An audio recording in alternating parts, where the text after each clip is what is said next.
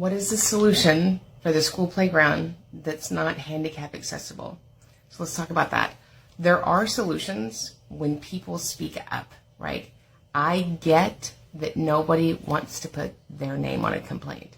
I get that nobody wants to be the one that says this is a problem. But silence is no longer acceptable. It just isn't. So what would be my steps if I wanted my school or my campus to have a playground that's handicap accessible?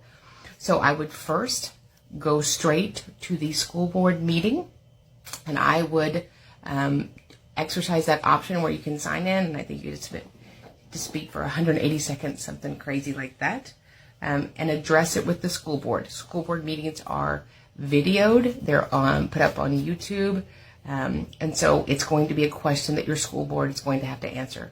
These requirements are 30 years old, 1992. This is not new.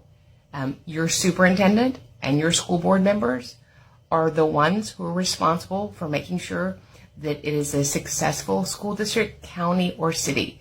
So go to them and tell them that you want it rectified and resolved, and ask them when they're going to start building the new playground that's handicap accessible, and when can you expect that to start. It's not a money issue. It's not a choice issue. It's a federal requirement. Think about it. If you had a loved one or a friend and you went into a restaurant and there was no ramp to get in the restaurant, there wasn't a way for the wheelchair to get up to a table, there wasn't handicap accessible bathrooms, you would flip out, right? I would flip out. Those laws, both the same age. They're both have been around for 30 years. I remember in the 90s when I was just 5 years old, having a business and getting that letter saying you're going to have to make your business handicap accessible. Didn't matter if you had money, you didn't have money, you were a corporation, it's a legal requirement. If that doesn't work, if going to your school board and your superintendent doesn't get it done, then I would file with the U.S. Department of Education Office of Civil Rights, very specific way that you file. And I understand that people don't want to put their name on it.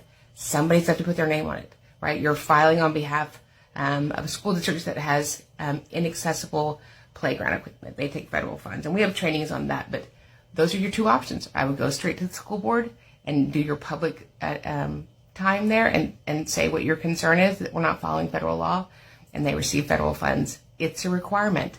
I would get it done. I would sign up for the next school board meeting.